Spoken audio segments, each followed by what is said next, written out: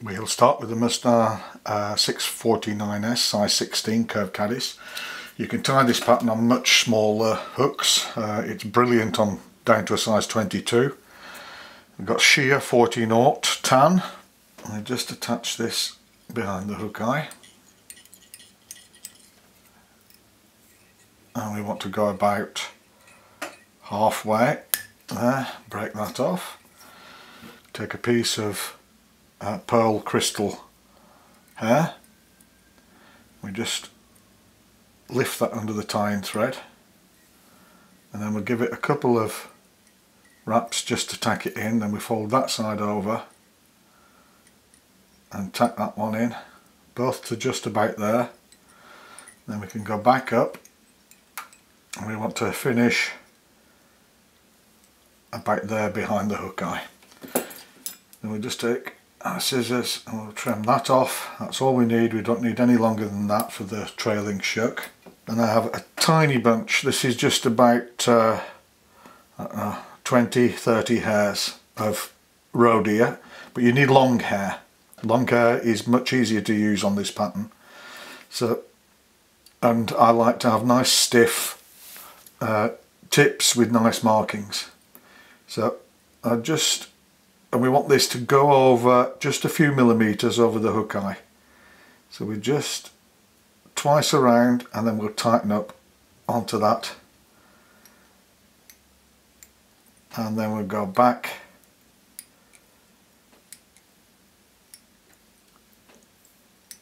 to the shuck base. One more, like that. That one's broken, and then we can just secure that by going up again and let that hang. So what we need now is super fine. I'm going to be using the bloom winged olive colour for this pattern. So we just pull out a tiny bit and we just twist that on, catch it in with one turn, and then we can tighten everything up like so. And then we want to go up over the body.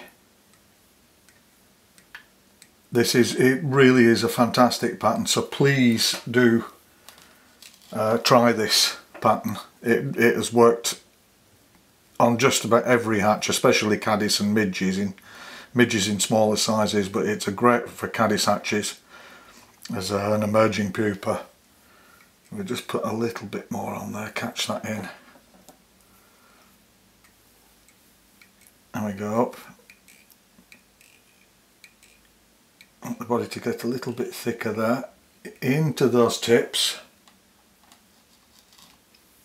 and then just a tiny bit more.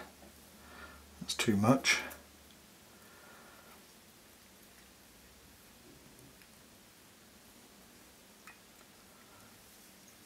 So what I use now is I've flattened the end of my half hitch tool on my hackle plier. I use that just to push everything back and to the sides. So what we want to do here is just get it all back. There's always one or two that bend and get in the way. I want to get all those legs back. There we are, that's good. Still one there. There we are. I just twist that up. Now I've got it. We've just got in there, tight into the deer hair with the dubbing, like so, and then we go forward. That's perfect. Then what I do, I turn it that way. I use the scissors just to separate the deer hair tips out. These are going to form the legs each side. Press them down. You don't have to be absolutely perfect with 10 or 15 legs each side, just as long as they're roughly the same amount. And then what we do is we push them back and down so we don't come in conflict with the body hump that I'm going to put on. Pick those hairs up. There we are. I don't want the tails to come with me. And then we want to straighten these fibres. If I turn it that way, I'd like to get these parallel. Pull it over like that.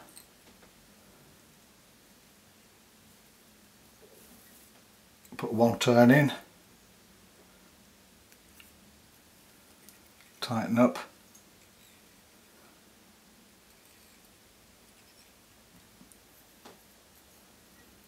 Pull all those back and go in front. Take our whip finisher. Put one in. A tiny drop of varnish just on the tying thread there. Keeping all those out of the way, we just go around again.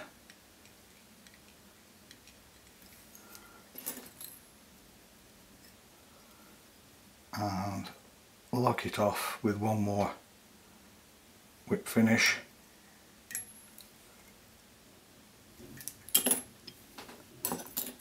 Right, scissors. Remove that. Gather up all the tops, and we take our razor tool and we just make a little head like that. We want to just pull the legs out to each side.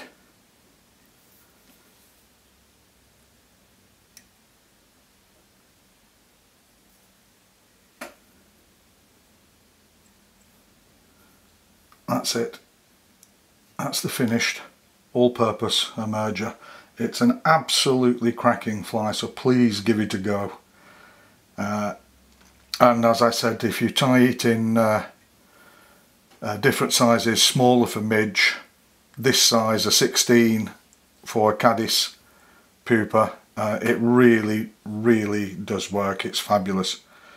I also do it in bleached hair, which is good for low light situations at night. If you enjoy the videos, please like, share, subscribe, and thanks for watching.